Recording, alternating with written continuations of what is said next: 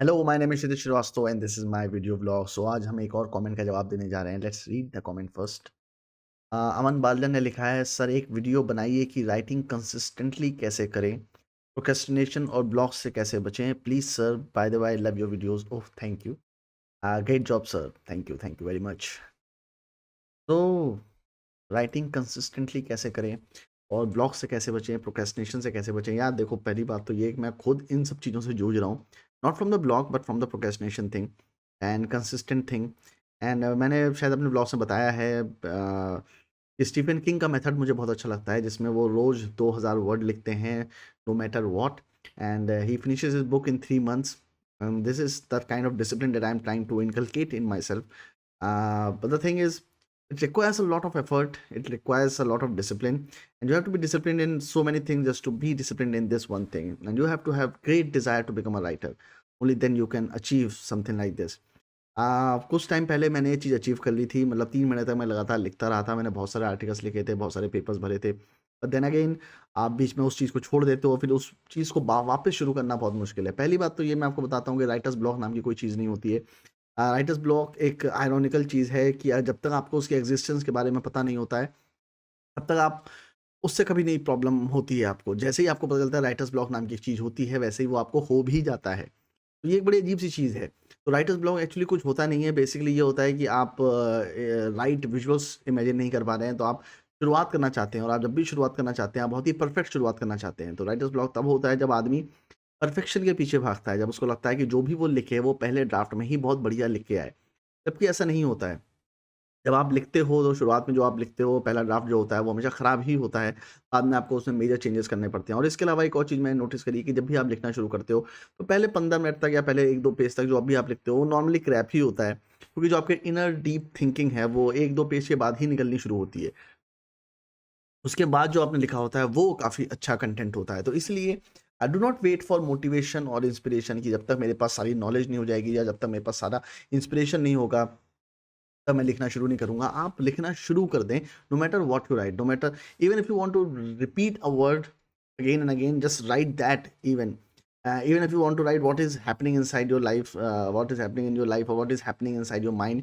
आप ने कुछ पढ़ा है उसको डिस्क्राइब कर दीजिए, आपने कोई सीरियल देखा है उसका रिव्यू कर दीजिए। आपके साथ दिन में कोई ऐसी घटना हुई है जो आपको लगता है कि बहुत ख़राब हुई है, आप उसको डिस्क्राइब कर दीजिए, या ऐसी कोई घटना हुई है जो आपको लगता है कि बहुत अच्छी हुई है, तो आप उसको डिस्क्राइब कर दीजिए। But you keep on writing, that's what it is. तो बेसिकली प्रोक्रेस्टिनेशन से बचने का सिर्फ एक ही तरीका है कि आप हैबिट्स और डिसिप्लिन डेवलप करें। राइटर्स ब्लॉक के बारे में कभी मत सोचें, बिकॉज़ राइटर्स ब्लॉक नाम की कोई चीज़ नहीं होती है। जैसा कि मैं पहले बता चुका हूँ कि एलोन मस्क ने एक बहुत अच्छी लाइन बोली थी जो मुझे बहुत अच्छी लगती है, और वो लाइन ये है कि if you are looking for inspiration, better not do it. So do not seek too much motivation or inspiration. Instead, just start doing things. And this is what I have been trying to inculcate in myself. कि मैं लगातार चीज़ें करता रहूँ, मैं action पे ध्यान दूँ। मैंने बहुत टाइम अपना ओवर थिंकिंग में निकाला है, ये सोचने में निकाला है कि चीज़ें होंगी कैसे, जबकि आपको इन सब चीज़ों के बारे में वरी करने की ज़रूरत ही नहीं है। It is not your concern to know how things will happen. It is the only thing that you can do, that you have in your hand, is to start doing things, and that's how things start to happen. हम बहुत time waste करते हैं planning करने में, ये जानने में कि चीज़ें कैसे होंगी। आपको ये सब चीज़ें जानने की बिल्कुल ज़रूरत नहीं है कि चीज़ें कैसे होंगी। आप बस करना शुरू कर दीजिए, चीज़ें अपने आप होने लगेंगी। अगर आप राइटर बनना चाहते हैं तो आप लिखना शुरू कर दीजिए। इसके अलावा और कोई भी तरीका नहीं है। लाइक आप अपने दिन का एक समय तय करिए, and because our mind works like that, हमारा माइंड भी एक क्लॉक की तरह वर्क करता है। आपको नहीं पता होगा, जैसे बहुत लोग हैं जिनको अलार्म क्लॉक की ज़रूरत नहीं पड़ती है। मैं भी उनमें से एक हूँ। पहले मैं अपने मोबाइल में अलार्म क्लॉक लगा के उठता था, पर अभी मेरे साथ ऐसा हो गया कि रात में जब मैं सोने जा रहा होता हूँ, तो उससे पहले मैं बोल देता हूँ अपने आप को रिफ़र्म करता रहता हूँ कि मुझे 5 बजे उठना है, मुझे 5 बजे उठना है, मुझे 5 बजे उठना है। और मैं अपने आप, मेरी 5 बजे नींद खुल जाती है। तो आपका माइंड जो है वो क्लॉक के हिसाब से ही काम करता है। जो भी आप उसे इंस्ट्रक्शन देते हो उसको पूरी तरह से फ़ॉलो करता है। और ये चीज़ मैंने अपनी नानी से सीखी थी, क्योंकि वो उन्होंने मुझे बताया था कि रात सुबह उनको जितने बजे उठना होता है, और रात में वो अपने आप को बोल के सोती हैं।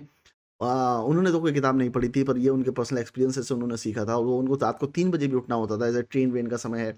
तो वो अपने आप को ये बोल देती थी कि सुबह 3 बजे मुझे उठना है, सुबह 3 बजे मुझे उठना है, और 3 बजे उनकी नींद अपने आप खुल जाती थी। तो इस तरह से वो अपना नींद खोलती थी सुबह-सुबह। तो वो चीज़ मैंने भी फ़ॉलो करनी शुरू करी, और बाद में जब मैंने किताबें पढ़ी, न्यूरो लिंग्विस्टिक प्रोग्रामिंग पढ़ा, माइंड पावर के बारे में पढ़ा, तब मुझे पता चला कि एक्चुअली ये सारी चीज़ें सही हैं और ये चीज़ें वर्क करती हैं। अपने माइंड को आप जब कोई इंस्ट्रक्शन देते हो तो वो चीज़ होने लग जाती है। तो उसी तरह अपने माइंड के लिए आपको एक टाइम सेट करना पड़ेगा, जिस टाइम पे आप लिखोगे, वो सुबह 9 से 10 का टाइम सेट करते हो या रात को 7 से 9 का टाइम सेट करते हो, रात को 12 से 1 का टाइम सेट करते हो, इट डज़न्ट मैटर। वो टाइम आपका है, आपको उस पे वर्क करना पड़ेगा और उस टाइम पे वो चीज़ें ही करनी पड़ेंगी, तभी चीज़ें होनी शुरू होंगी। अगर आप टाइम टेबल नहीं बनाओगे अपना, आपका दिमाग रैंडमली इधर-उधर भागेगा।